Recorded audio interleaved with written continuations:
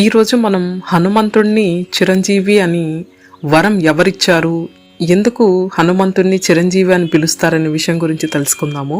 చిరంజీవి అంటే మరణం లేని వ్యక్తి అని అర్థం.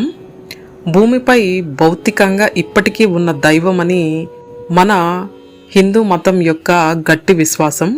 నేటికి భూలోకంలో ఉంటూ తన భక్తుల సమస్యలను వింటూ వారి సమస్యలను పరిష్కరిస్తున్నాడని, ఆంజనేయ స్వామి హిమాలయాల్లో తపస్సు చేసుకుంటూ ఉన్నారని ఆధ్యాత్మికవేత్తలు చెబుతూ ఉంటారు. నమ్మి కొలిచిన భక్తుల కోరిన కోరికలు తీరుస్తూ ఉన్నాడు. అయితే బజరంగ బలికి చిరంజీవిగా జీవించు అని వరం ఎలా వచ్చిందో తెలుసుకుందాము.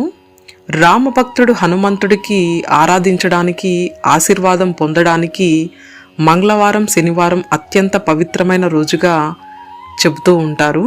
హనుమంతుడికి అంజనీ పుత్రుడని, పవన